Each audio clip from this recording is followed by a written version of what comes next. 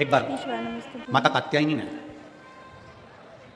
भगवान देवादित्य महादेव से एक प्रश्न किया।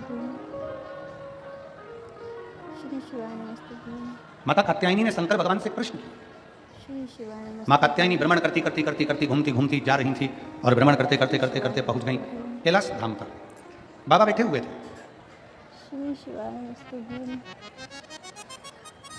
भगवान शंकर अपनी अलमस्ती में अपने आनंद में बैठे हुए विराजे। और कात्यायनी माता ने जैसे ही शंकर भगवान को देखा, प्रणाम किया, नमन किया, बाबा से निवेदन किया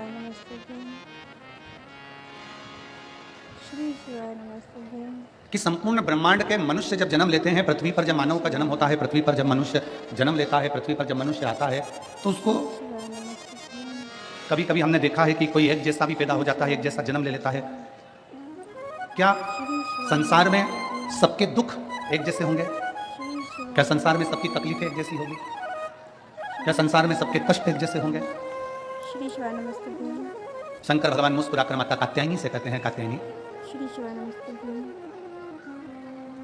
तुम जब द्वापर में पूजी जाओगी, कात्यायनी तुम जब द्वापर में पूजी जाओगी, स्वयं ब्रज में निवास करने वाली गोपियां तुम्हारा पूजन करेंगी, तुम्हारी आराधना करेंगी, तुम्हारी विनती करेंगी, तुमको पूजेंगी। तब उसी द्वापर में भगवान कृष्ण का प्रागट्य, भगवान कृष्ण, और जब भगवान कृष्ण का प्रागट्य होगा, भगवान कृष्ण जब प्रगटेंगे, आप दर्शन करोगे कि एक परमात्मा को भी मृत्यु लोक में आने के बाद कितना कष्ट सहना पड़ता है। त्रेता में भगवान राम जी का प्रागट्य हुआ, जन्म हुआ, प्रगटे। पृथ्वी पर अगर भगवान राम भी अगर आए हैं, राजा के घर में उनका जन्म हुआ है, राजा के घर में वो पैदा हुए हैं, राजा के घर में वो आए हैं, राजा के घर में वो पहुंचे हैं, तो उनकी किस्मत भी अलग है, उनका भाग्य भी अलग है, और उनकी किस्मत का कर्म का भोग उनको भोगना है। इसलिए पहले भी कहा, आज फिर कहते हैं कि मत बुरे कर्म कर बंदे वरना पछताएगा भगवान की आंखों से। इनको आता है, साथ में बोलो, मत बुरे कर्म कर बंदे वरना पछताएगा भगवान की आंखों से तू बच नहीं पाएगा, तू बच नहीं पाएगा।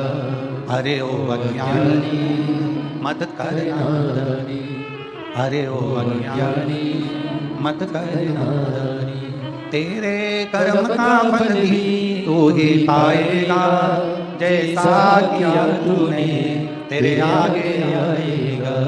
मत बुरे कर्म कर बंदे वरना पछताएगा भगवान की आंखों से तू बच नहीं पाएगा, तू बच नहीं पाएगा। अरे ओ अज्ञानी मत कर नादानी। अपने कर्म का भोग मनुष्य को भोगना पड़ेगा।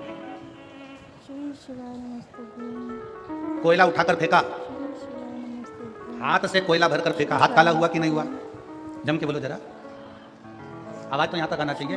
हाथ काला हुआ कि नहीं हुआ? हुआ ना। पानी से धोने पर साफ होगा कि नहीं होगा? हो जाएगा। कोयले से हाथ काला हुआ, पानी से धोया, साफ हो गया।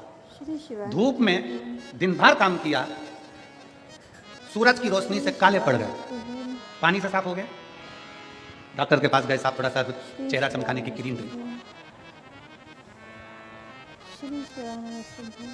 धूप में काले हुए ना, पानी से साफ नहीं हो गए, थोड़ा क्रीम व्रीम लगाया। वो माताएं ना जाने कौन कौन सा है। अभी हम जहाँ ठहरे हैं ना, जिनका भी मकान है उनको नमन करते हैं। हम जहाँ ठहरे हैं वहाँ उन्होंने बाथरूम में एक इतना बड़ा पैकेट रखा है, उस पर लिखा उपटन।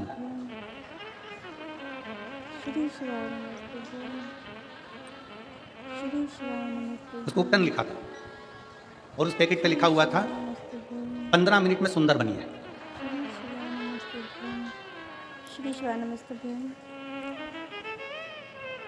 हमने आशीष से कहा, आशीष इसका फोटो खींच लो, पूरा माल खरीद के अफ्रीका में बेच दो,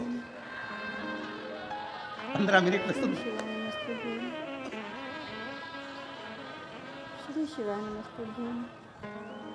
कोयले से हाथ काला हुआ तो पानी से धुल जाएगा, धूप में काले हुए तो क्रीम से साफ हो जाएगा, पर अगर कर्म से काले हो गए तो जिंदगी भर साफ नहीं हो पाएगा।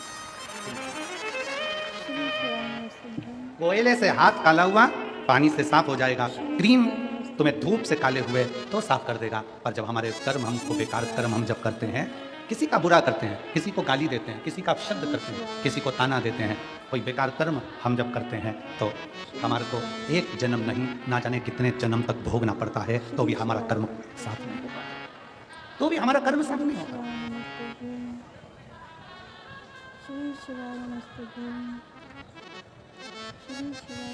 अभी कृष्णेश्वर में थे हम,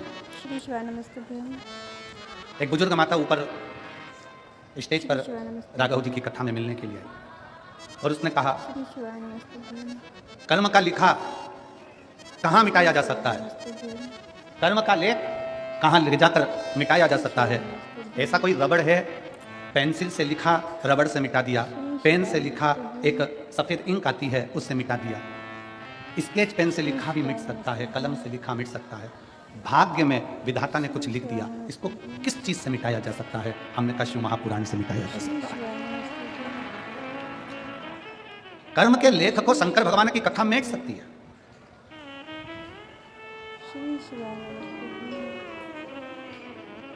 रामचरितमानस में भी तुलसी बाबा ने लिख दिया कि अगर भाभी को मेट सके तो वो केवल त्रिपुरारी हैं, शिव। कर्म की गति को अगर कोई पलट सकता है तो वो शंकर शिव। कर्म की गति को अगर कोई पलट सकता है, कर्म की गति को अगर कोई बदल सकता है तो केवल शंकर बदल सकता है। एक कथा बड़ी सुंदर आती है। भगवान शंकर की तप साधना तोड़ने के लिए कामदेव को भेजा गया। शिव जी की तप साधना को तोड़ने के लिए कामदेव को भेजा और कामदेव से कहा कि शंकर जी की तप साधना तोड़ दो, जाओ तोड़ो। कामदेव ने अपने तीक्ष्ण बाण चलाए और शंकर भगवान की तप साधना तोड़ दी और कामदेव शंकर भगवान के नेत्र द्वारा जल के भस्म हो गया। बस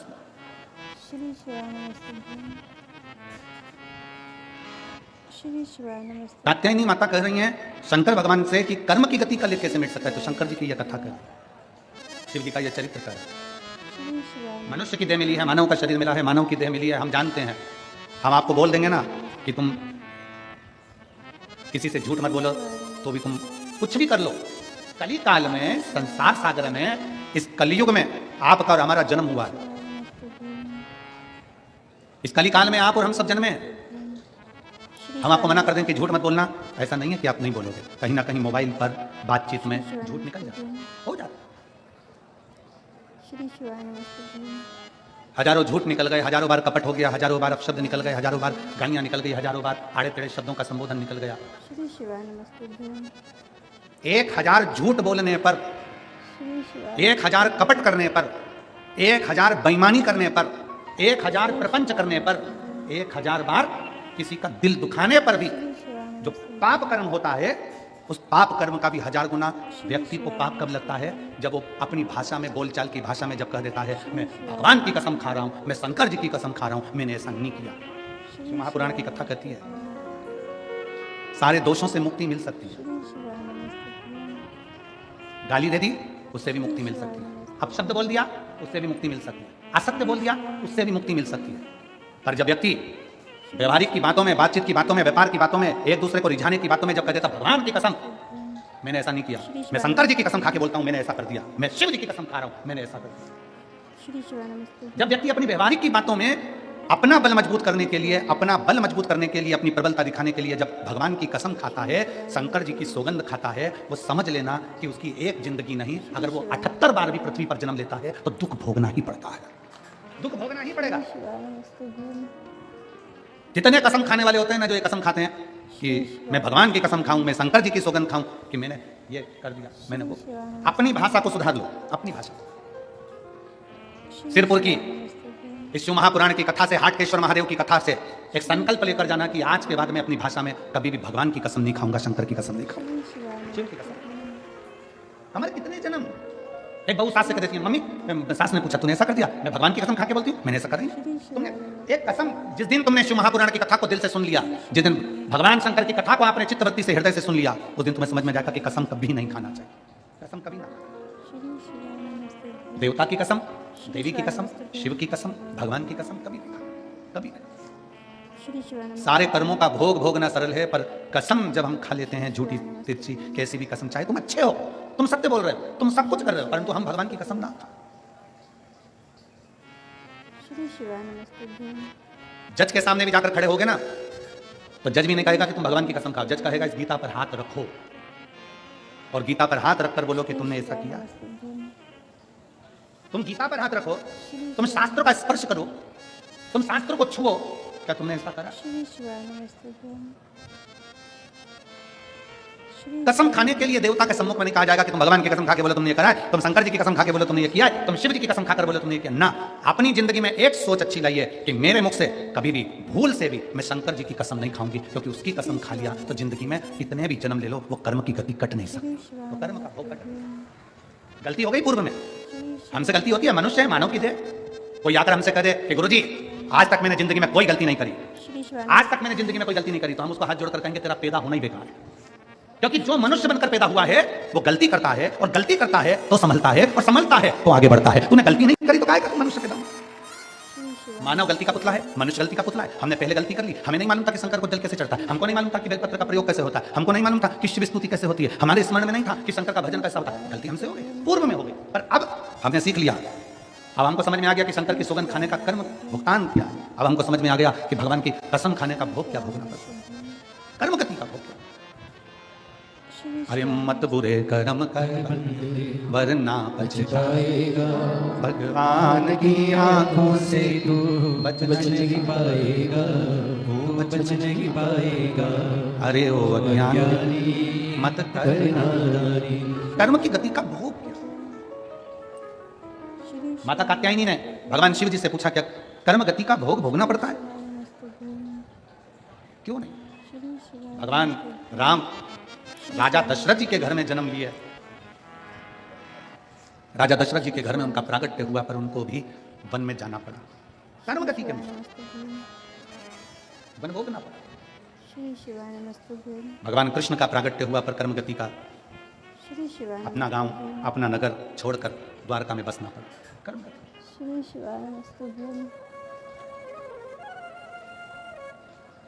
इस मनुष्य शरीर में ऐसा नहीं कि हमसे गलती ना होगी, गलती हो जाती है। पूर्व में आपने कसम खाई होगी, पूर्व में आपने कोई कसम ले भी ली होगी, पूर्व में आपने अपने भगवान की कसम, हाँ आपस में तुम कसम खा लो, हमें मना नहीं, पति पत्नी आपस में तुम कसम खा लो, मैं तुम्हारी कसम खाती हूँ, और पति कहते मैं तेरी कसम खाओ,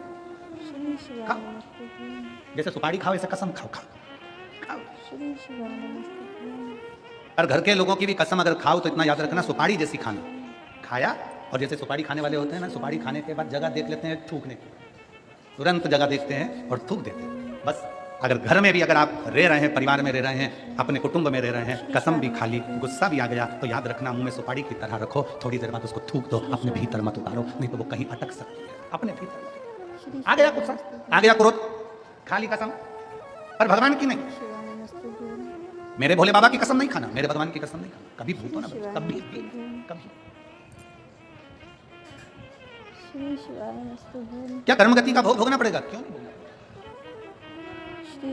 इस कोयले के हाथ को पानी से धो लेंगे, धूप में काले हुए तो क्रीम से धो लेंगे, पर कर्म का लेख कौन मिटा सकता है? कौन सी जगह है जहां जाकर हमारे कर्म का लेख मिटाते?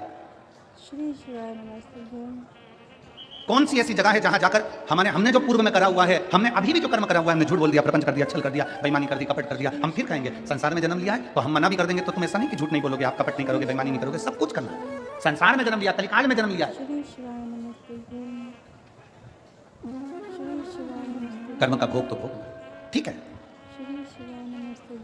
हम क्यों कहते हैं आपके नगर में, आपके शहर में, आपके गांव में, आपके गांव के पास में कहीं शिव महापुराण की कथा हो रही हो, 7 दिन अगर कथा हो रही है तो कम से कम उसमें से 3 दिन 5 दिन 7 दिन जाके अपनी दरी बिछाओ, अपना आसन लगाओ, और 5 दिन 3 दिन 7 दिन बैठकर कथा का लाओ। कथा क्यों कहते हैं? क्यों शिव महापुराण की कथा कहती है कि पंडाल में बैठने वालों को भगवान भोलेनाथ कुछ ना कुछ दे देता? एक पत्र है।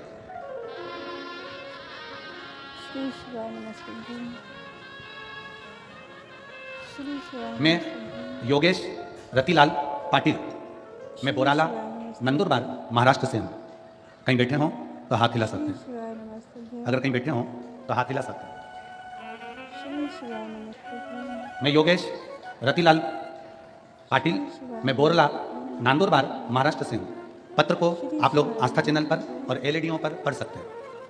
अगर पत्र को पढ़ना हो, एलईडी पर दिख रहा है पत्र, एलईडी पर पत्र को आप आस्था चैनल पर पढ़ सकते हैं। मैं योगेश रतिलाल पाटिल, मैं बोरला नंदुरबार महाराष्ट्र से हूँ। मेरी पहली शादी 2006 में हुई थी। मुझे 6 साल तक कोई संतान सुख प्राप्त नहीं हुआ। मैंने मुंबई में डॉक्टरों के पास बताया, डॉक्टर ने बोला कि आपको संतान नहीं होगी।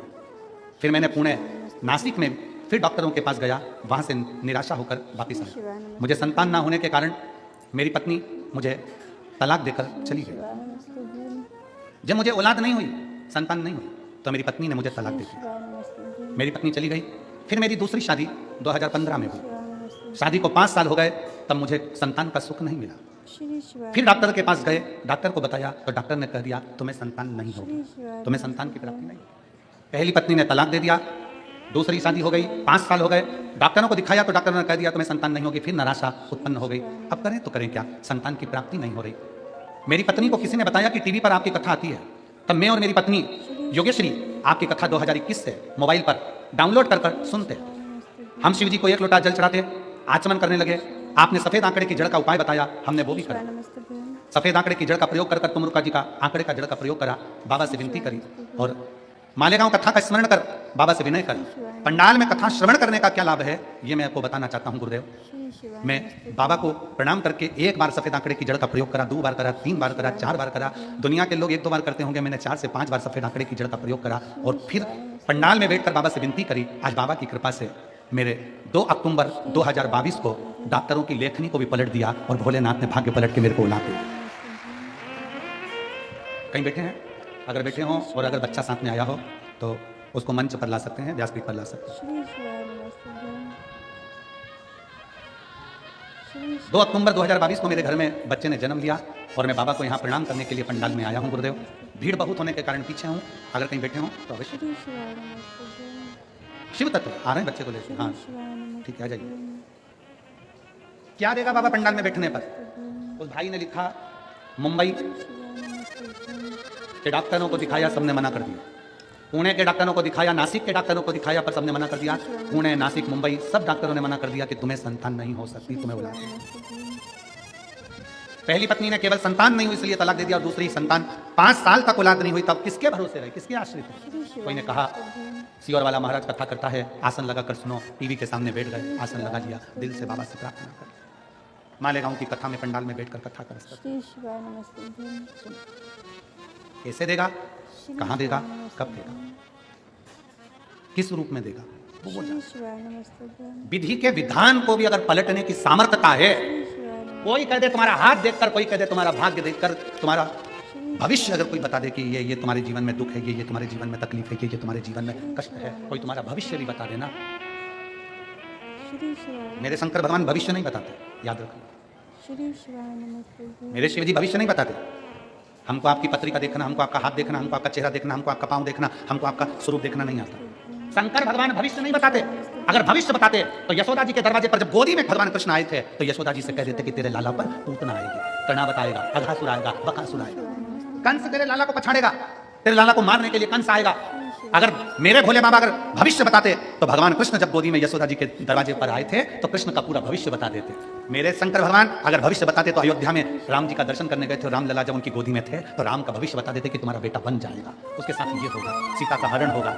मेरे भोले बाबा भविष्य नहीं बताते, बस मेरे भोले बाबा एक काम करते हैं, वो भविष्य बताते नहीं है पर भविष्य को पलट कर रख देते हैं। मेरे भोले बाबा भविष्य नहीं बताते पर भविष्य को पलट कर रख देते हैं। तुम्हारी किस्मत में दुख लिखा है, तुम्हारी किस्मत में दुख तकलीफ लिखी है, कष्ट लिखा है, तुम शंकर की आराधना में लग जाओ, तुम शिव की स्तुति में लग जाओ, बाबा संभाल ले, सारी समस्या का हल एक लोटा जल। मेरे भोले बाबा आपका भविष्य कभी नहीं बताएंगे, कभी भी नहीं। और कभी जिंदगी में हमसे मिलने भी आओ तो हमसे ये मत कहना कि हमारा भाग्य बताओ या हमारा भविष्य बताओ, ना ना। शंकर भगवान भविष्य नहीं बताते, शंकर तुम्हारे भविष्य को पलट कर रख देते हैं, तुम्हारा भाग्य बदल कर रख देते हैं। भविष्य बदल दे वो शिव है, भविष्य बताए वो शंकर नहीं हो सकता, भविष्य को पलट कर रख दे। दुख है, तकलीफ है, कष्ट है, बीमारी है और रोग है, जिंदगी में बहुत कष्टों की जिंदगी जीना, बहुत।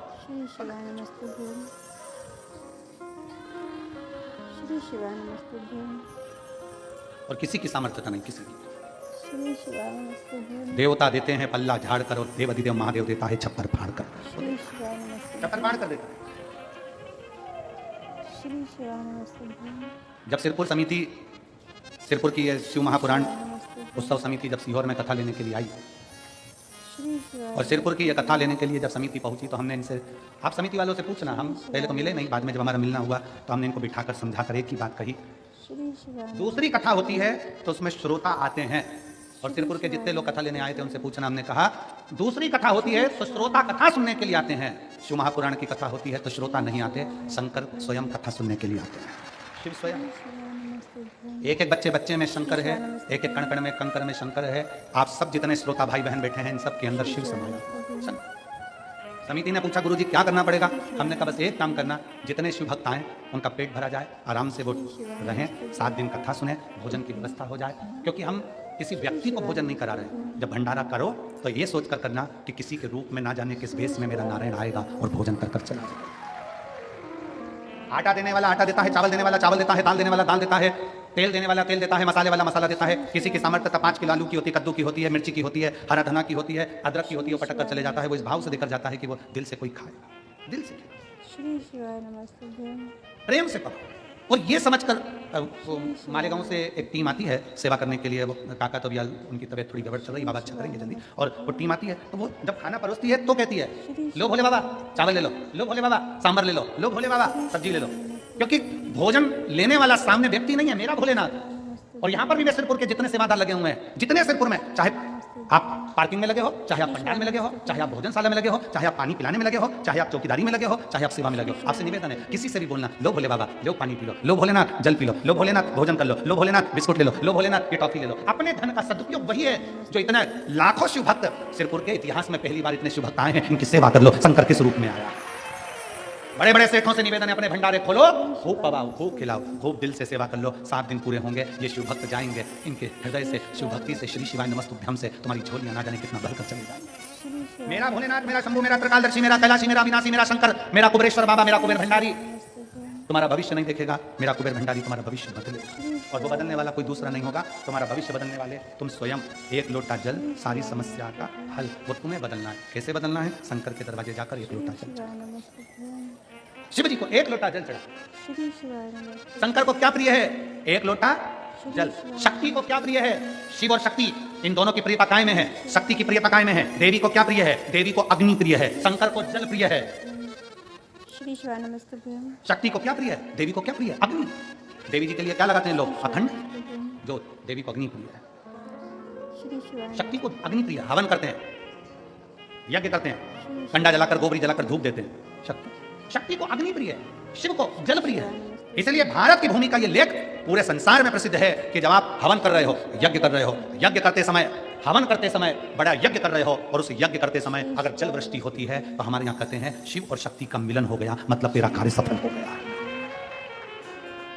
भारत की भूमि का लेख है ये, हमारे शास्त्र और हमारे वेदों का प्रमाण है ये। यज्ञ करते समय बड़े बड़े यज्ञ होते हैं, अनुष्ठान होते हैं, हवन होता है बड़ा बड़ा। तुम्हारे गांव में भी यज्ञ होता होगा, हवन होता होगा। जब यज्ञ होता है, बड़े बड़े यज्ञ जब आप करते हैं और उस यज्ञ में कहीं थोड़ी बहुत जल वृष्टि हो जाए, थोड़ा बहुत पानी गिर जाए, तो बड़े खुश होना कि शिव जल का एक रूप है, शक्ति अग्नि का एक रूप है, दोनों का मिलन हो गया, मतलब हमारा कार्य सफल हो गया, हमारा करा गया अनुष्ठान सफल। शिव और शक्ति का मिलन,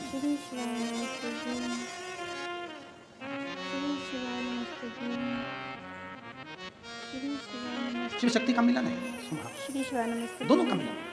और ये अनुभव, ये विचार, ये सोच अपने भीतर लेकर आइए। शंकर की कथा कहती है अपने भीतर ये भाव प्रकट कर लेकर आइए। अपने भीतर ये भाव है कि जब हम जल चढ़ाने के लिए भगवान शंकर के मंदिर में जाते हैं, जब हम जल चढ़ाने के लिए शिव के द्वार पर जाते हैं, जब हम जल चढ़ाने के लिए शंकर भगवान की चौखट पर पहुंचते हैं, जब हम जल चढ़ाने के लिए शिव तत्व की ओर जाते हैं, जब हम जल चढ़ाने के लिए शंकर के दरवाजे पर जाते हैं, जब हम जल चढ़ाने के लिए शिव की चौखट पर पहुंचते हैं, तो शंकर अकेले नहीं होते, शिव और शक्ति दोनों हमारे साथ होते हैं। शिव और शक्ति दोनों हमारे साथ है। शंकर, शिव और शक्ति दोनों हमारे भीतर है। शिव अकेले नहीं, शंकर शक्ति का। और मेरे भोले तेरा सहारा है, मेरे भोले तेरा सहारा है, मेरी नैया का तू किनारा है, मेरी नैया का तू किनारा है। मेरे बाबा तुझे पुकारा है, मेरे बाबा तुझे पुकारा है, मेरी नैया का तू किनारा है, मेरी नैया का तू किनारा है। हर पल शिव तत्व याद, हर पल शंकर की कात्यायनी माता ने पूछा शिव जी से, शंकर भगवान से विनय करा, श्री शिवाय शिव से विनय, नमस्तुभ्यं। भक्ति का बल। श्री शिवाय नमस्तुभ्यं। कात्यायनी माता को शंकर भगवान का चरित्र स्मरण में आया श्री शिवाय नमस्तुभ्यं। और कहा, जब कामदेव जलकर भस्म हुआ, श्री शिवाय नमस्तुभ्यं। कामदेव भस्म होने के बाद कामदेव की जो श्री शिवाय भस्म थी, भस्म होने के बाद थोड़ा सा भस्म का अंश, थोड़ा सा भस्म का अंश वहाँ जो पड़ा हुआ था, जो गिरा पड़ा हुआ था, वो बस श्री शिवाय नमस्तुभ्यं। श्री शिवाय भगवान श्री गणेश जी महाराज वहाँ से निकल कर जा रहे थे। श्री शिवाय नमस्तुभ्यं। एक प्रश्न श्री शिवाय नमस्तुभ्यं। किसी ने काशी में किया था, श्री शिवाय नमस्तुभ्यं। जितने भी शिव भक्त काशी की कथा सुन रहे होंगे, उसमें से जिस भक्त ने प्रश्न किया था उसका स्मरण इस प्रश्न में। एक भक्त ने प्रश्न किया कि गुरुजी, शमशान शंकर भगवान का है, श्री शिवाय नमस्तुभ्यं। शिव का स्थान है, शिव वहाँ निवास करते हैं, भगवान शंकर वहाँ रहते हैं, शंकर भगवान वहाँ विराजमान श्री है, शिवाय नमस्तुभ्यं। शिव जी वहाँ विराजे हुए हैं, शंकर भगवान वहाँ विराजमान हैं।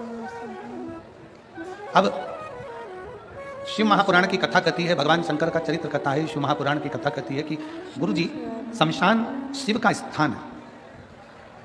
श्री शिवाय नमस्तुभ्यं। वहाँ जब किसी मुर्दे का अंतिम संस्कार होता है, जब किसी को अंतिम संस्कार किया जाता है, श्री शिवाय अग्नि में चिता पर उसको लिटाया जाता है, राख जो एकत्रित होती है, राख जो भस्म, जो राख एकत्रित होती है, वो भस्म, वो राख आखिरी में उसको उठाकर विसर्जन क्यों किया जाता है?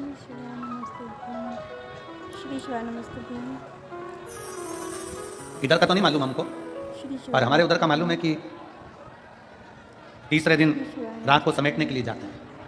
इधर भी जाते हैं, श्री राख समेटने के लिए, खारी समेटने के लिए, अस्थियां संचय के लिए जाते हैं। किस लिए, क्यों, काय के लिए? कोई भी सनातन धर्म के अगर अंदर कोई भी चीज हो रही है, जैसे अस्थि संचय हो रही है या राख एकत्रित कर विसर्जन कर रहे हैं, या कोई भी चीज हो रही है, सनातन धर्म में यह शास्त्र से विमुख नहीं है, शास्त्र के अंतर्गत है। श्री शिवाय नमस्तुभ्यं। श्री शिवाय किस लिए, क्यों? ये राग का संचय किस लिए करना चाहिए? श्री शिवाय राग का संचय किस लिए किया जाए? एक कथा आती है कामदेव के भस्म होने की, कामदेव के भस्म होने की कथा थी। कामदेव भस्म हो गए, शंकर भगवान के तीसरे नेत्र द्वारा, तृतीय नेत्र द्वारा कामदेव जलकर भस्म हो गए। श्री शिवाय नमस्तुभ्यं। थोड़ी सी भस्म, श्री शिवाय थोड़ी सी राख पड़ी हुई है, श्री शिवाय नमस्तुभ्यं। और थोड़ी सी भस्म, थोड़ी सी राख जो पड़ी हुई है, गणेश जी वहां से निकल कर जा रहे हैं। भगवान गणेश जब वहां से निकल कर जा रहे हैं, गणेश जी निकलते जाते जाते वहां थोड़ी देर रुक गए, और रुककर गणेश जी ने देखा कि बहुत सारी भस्म पड़ी हुई है, तो गणेश जी ने महाराज वहां उस भस्म को उठा लिया, और भस्म को उठाकर श्री गणेश जी महाराज ने उसी समय पर उस भस्म का पानी मिलाकर एक पुतला तैयार कर, आवाज क्लियर करिए, भस्म का एक पुतला तैयार कर। पुतला जैसे ही भगवान श्री गणेश जी महाराज ने भस्म का पुतला बनाया, और पुतला बनाया, थोड़ी ही देर हुई थी और उस भस्म के पुतले में प्राण आया। श्री शिवाय नमस्तुभ्यं। भस्म के पुतले में प्राण आए और पुतला चीखने लगा। श्री शिवाय नमस्तुभ्यं। श्री शिवाय कामदेव जलकर भस्म हो गए। कामदेव का अगले जन्म का माता रति को वर भी दे दिया गया, सब कुछ माता रति को वर भी दे दिया गया, सब कुछ। श्री शिवाय नमस्तुभ्यं। पर जो थोड़ी सी भस्म पड़ी हुई थी, जो थोड़ी सी भस्म थी, उसका पुतला बन गया। वो पुतला बनाकर उसमें प्राण दिया, लोगों को चिल्लाने लगा। श्री शिवाय नमस्तुभ्यं। श्री शिवाय नमस्तुभ्यं। इतना चिल्लाया कि ब्रह्मा जी तक कानों में शब्द पहुंच गए, और ब्रह्मा जी के कानों में जब शब्द गया तो ब्रह्मा जी समझ गए कि ये चिल्लाने वाला कोई साधारण नहीं है। चिल्ला, श्री शिवाय नमस्तुभ्यं। ये चिल्लाने वाला साधारण नहीं है। ब्रह्मा जी ने श्री शिवाय नमस्तुभ्यं। जैसे ही पुतला तैयार हुआ, तैयार होने के बाद पुतले ने प्राण ले लिया, और प्राण लिया तो इतना सुंदर बना, इतना सुंदर बना, राजकुमार जैसा। पर जन्म लेते से ही वो चीख रहा था, चिल्ला रहा था, तो ब्रह्मा जी ने उसका नाम भंडासुर रख दिया। कामदेव की भस्म का पुतला गणेश जी ने बनाया, राख लगे उस पुतले का जन्म हुआ, एक बालक ने जन्म लिया एक राजकुमार के रूप में, उसका नाम भंडासुर रख दिया। भंड भंड भंड भंड ब्रह्मा जी चिल्लाए तो उसका नाम भंडासुर। श्री शिवाय अब नमस्तुभ्यं। भंड ने सामने देखा तो श्री गणेश जी महाराज, भंड ने सामने देखा श्री गणेश जी बैठे हुए हैं, अष्ट विनायक, रिद्धि सिद्धि के दाता, बुद्धि के दाता, स्वयं श्री गणेश जी महाराज बैठे हुए, स्वयं श्री गणेश जी विराज। भंड ने हाथ जोड़कर, असुर प्रवृत्ति का है, श्री शिवाय नमस्ते भगवान। इसलिए हमारा सनातन धर्म कहता है कि जब किसी का अंतिम संस्कार हो तो अंतिम संस्कार होने के बाद उसकी राख का विसर्जन होना जरूरी है, उसकी अस्थि का विसर्जन होना जरूरी है। श्री शिवाय नमस्ते भगवान। कौन असुर का क्या भाव वहां प्रकट हो जाए, कोई नहीं कह सकते। श्री शिवाय कौन असुर? नमस्ते भगवान। भंडासुर पैदा हो गया जन्म। श्री शिवाय नमस्ते। गणेश जी के हाथ जोड़कर बोला गणेश जी महाराज से, महाराज जी मैं आपके चरणों में पड़ा हूं, मेरा जन्म श्री शिवाय मैं नहीं जानता। गणेश जी ने कहा तुम इस भस्म से, इस राख से तुम्हारी उत्पत्ति हुई है, तुम्हारा नाम भंडासुर होगा, पर सुनो क्या चाहते हो मांगो। गणेश जी से वर मांगने के लिए भंड ने कहा दिया कि मुझे वर दीजिए कि मैं मरूं ना। श्री गणेश जी ने शिवाय कहा देख भाई, कोई भी वर देने की सामर्थ्यता मुझ में नहीं, श्री शिवाय नमस्ते भगवान। वर देने की सामर्थ्यता मुझ में नहीं है। शिव महापुराण की कथा कहती है, घर में अगर कोई बुजुर्ग है तुम्हारे, घर में अगर कोई पिता है तुम्हारे, घर में तुम्हारी माता है, घर में तुम्हारे ताऊ हैं, घर में तुम्हारी ताई है, घर में तुम्हारे चाचा है, घर में तुम्हारी चाची है, घर में तुम्हारे काका है, काकी है, कोई घर में बुजुर्ग है, कोई घर में तुम्हारा सास ससुर बैठा है, घर में कोई बुजुर्ग बड़ा बैठा है, तो शिव महापुराण की कथा कहती है पूजन में, सत्कार में, आदर में सबसे पहले घर के बड़ों को आगे रखना चाहिए। श्री शिवाय नमस्ते भगवान। सबसे पहले घर के बड़ों को आगे रखना चाहिए।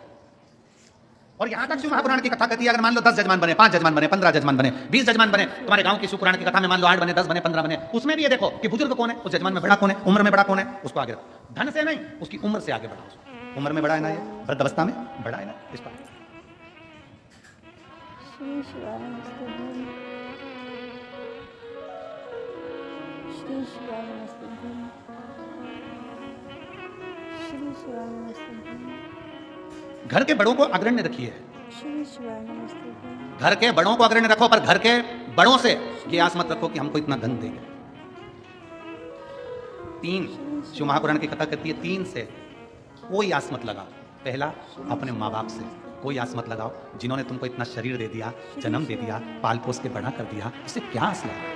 श्री शिवाय नमस्ते। अपने माता पिता से कोई आस मत लगाओ, उन्होंने जन्म दे दिया, पाल पोस के बड़ा कर दिया, तुम्हें काबिल कर दिया। अब तुम ये मत सोचो कि मम्मी मुझे अंगूठी देगी, चेन देगी, पापा मुझे प्रॉपर्टी देंगे, हिस्सा देंगे, खेत देंगे, खलियान देंगे, नहीं। शिव पुराण की कथा कहती है 3 से कभी आस मत लगाओ। पहला, अपने माँ बाप से ज्यादा चीज की आस मत लगाओ, उन्होंने काबिल बना दिया। अब बाबा से विनती करो, बाबा हमें माँ बाप का नहीं चाहिए, हमारे भाग्य का देना, हमारी मेहनत का देना।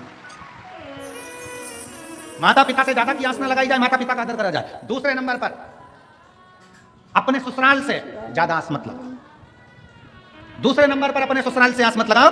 श्री शिवाय। उस बाप ने, उस माँ ने अपनी बेटी को पढ़ा लिखाकर, अपनी बेटी को काबिल बनाकर, अपनी बेटी को पढ़ा लिखाकर काबिल बनाकर तुम्हारे लायक कर दिया, और अपनी जिंदगी की दौलत जिसने अपनी बेटी को पढ़ा लिखाकर काबिल बनाया, उसने तुम्हारे साथ विवाह कर दिया। और उस ससुराल वालों से तुम गाड़ी की आस कर रहे हो, अंगूठी की आस कर रहे हो, प्लेट की आस कर रहे हो, सोने की चेन की आस कर रहे हो, विदाई में घड़ी और सोफा सेट की आस कर रहे हो। पहले नंबर पर अपने माँ बाप से आस मत लगाओ, दूसरे नंबर पर अपने ससुराल से आस मत लगाओ, और तीसरे नंबर पर कहा कि दरवाजे पर, अपनी दुकान पर कोई ग्राहक आए, अपने ऑफिस में कोई कस्टमर आए, उससे बहुत सारे धन की आस मत लगाओ। थोड़ा बड़ा कर दो, मना नहीं, पर एकदम ज्यादा बड़ा कर नहीं।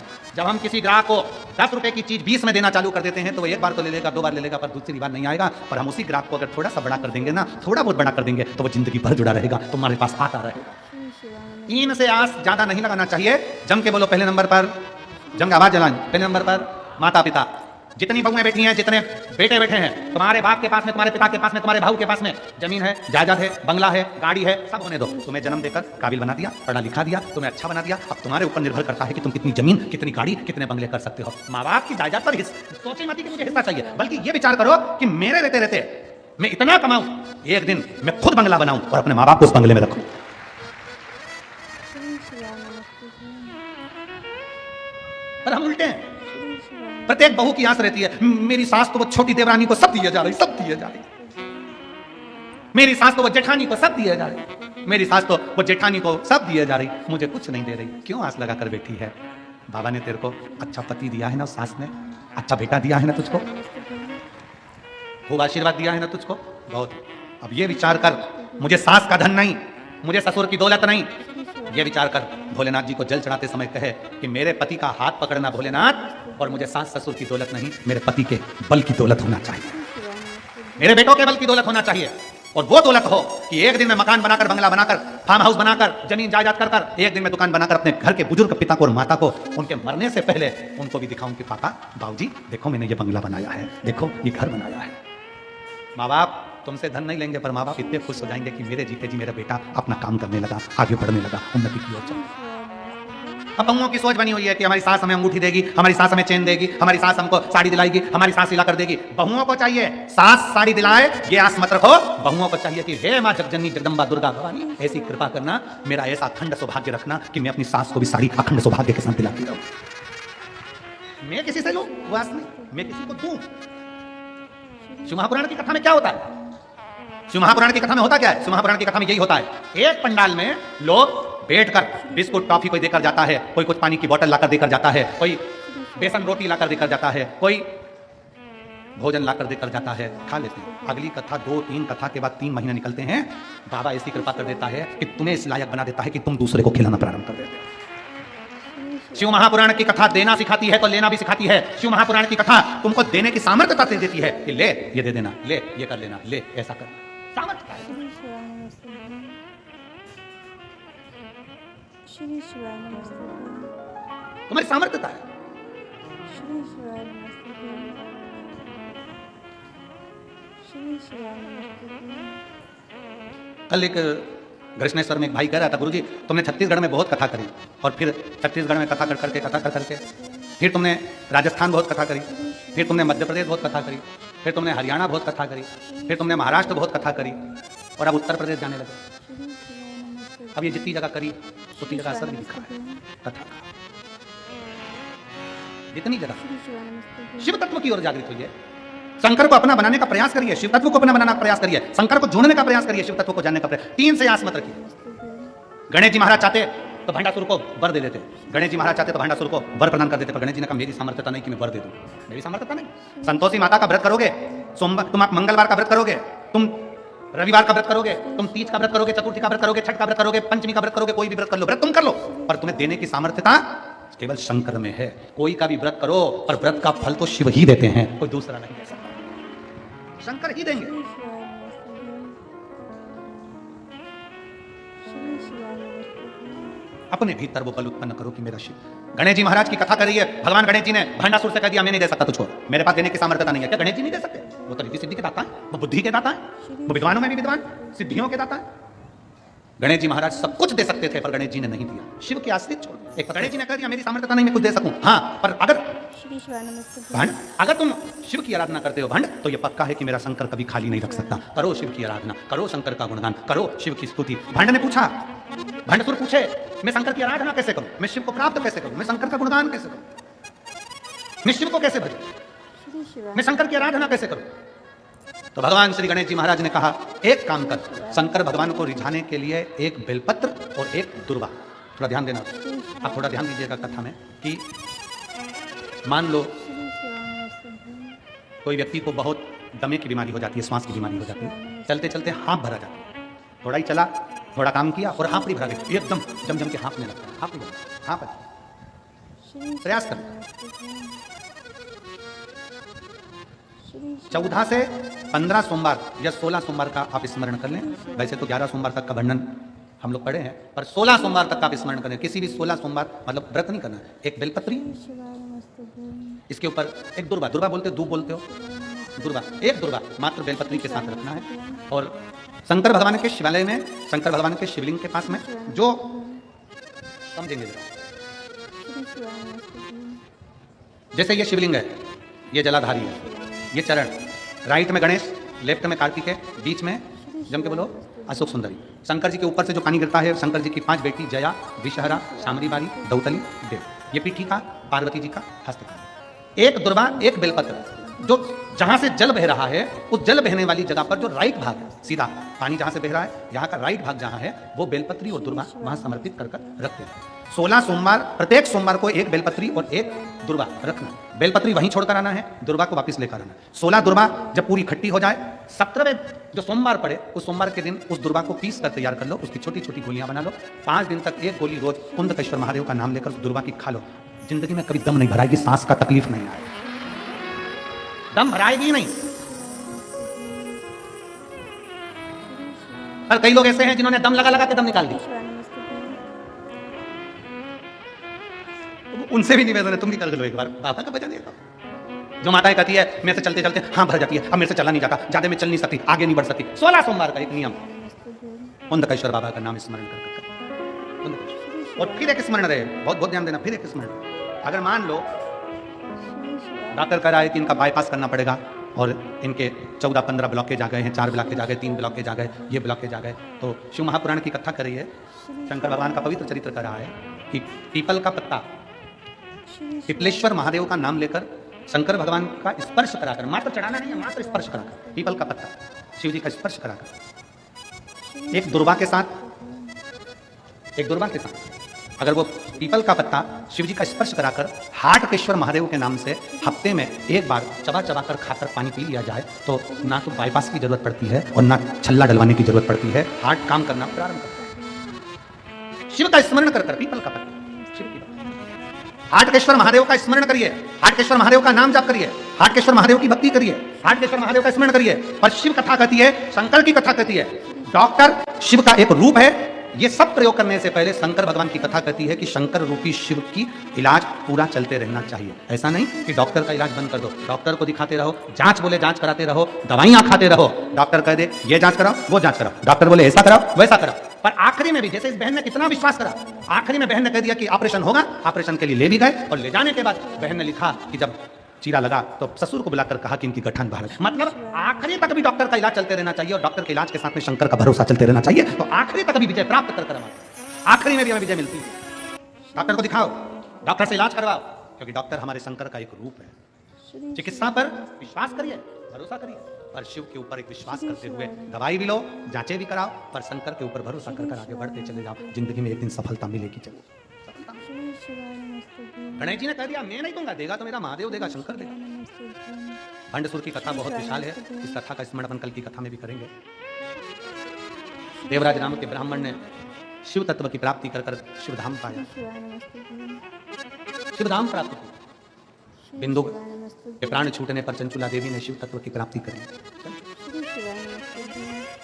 और स्वयं अपने पति के लिए शिव महापुराण की कथा श्रवण करी। स्वयं अपने पति प्रेत योनि से मुक्त हुआ चंचुला देवी ने। शंकर भगवान ईश्वर जी गोरा जी बनकर कथा का रसतत्व ग्रहण करें। वो शिव जिनके लिए स्वयं गणेश जी महाराज कहते हैं कि मैं नहीं दे सकता, पर मेरा भोलेनाथ मेरा शंकर दे सकता, मेरा शिव प्रदान करता। और कोई लेट बनता है, कोई जल्दी बनता है, शिव को जल चढ़ाने वाला एक दिन सेठ जरूर बनता है। शिव शिव है। ईश्वर जी गोरा जी आ रहे हैं, जोरदार ताली बजाकर स्वागत करें ईश्वर जी गोरा जी के। भगवान शंकर शंकर बोल बम का नारा है, दोनों हाथ उठाकर हर हर महादेव। श्री शिवाय नमस्तुभ्यम। साथियों सादा जय श्री कृष्णा। साथियों वीडियो में दी गई जानकारी अगर आपको उपयोगी लगी हो, लाभदायक लगी हो तो प्लीज़ वीडियो को लाइक कीजिएगा और ज़्यादा से ज़्यादा लोगों को शेयर कीजिएगा। और गुरुदेव की संपूर्ण कथा यदि आप किसी भी कारणवश श्रवण नहीं कर पाते हैं, जो कि पूरे 3 घंटे की होती है, वैसे तो गुरुदेव की पूरी कथा ही बहुत ही लाभदायक और महत्वपूर्ण होती है, उनका एक एक अंश बहुत अपने लिए अनमोल होता है, लेकिन फिर भी यदि किसी कारणवश आप संपूर्ण कथा श्रवण नहीं कर पाते हैं तो हमारे चैनल को सब्सक्राइब कर लीजिए, क्योंकि हमारा प्रयास होता है कि गुरुदेव की जो संपूर्ण कथा का रसतत्व मुख्य अंश हम आप तक पहुँचाएँ। तो मेरा प्रयास होता है कि मैं संपूर्ण कथा को अच्छे से श्रवण करूँ और उसमें से जो मुख्य अंश होते हैं जिन्हें हमें श्रवण करना अत्यावश्यक है, गुरुदेव खुद भी कहते हैं कि भले आप 10 मिनट की कथा सुनिए लेकिन श्रवण ज़रूर कीजिए। तो हमारा प्रयास रहता है कि गुरुदेव द्वारा बताए गए उन सभी बातों को, उन सभी जानकारियों को आप तक पहुंचाएं जिनको जानना हमारे लिए अत्यावश्यक है। तो हमारे चैनल को सब्सक्राइब कर लीजिएगा गुरुदेव की कथा के रास्ते को ग्रहण करने के लिए।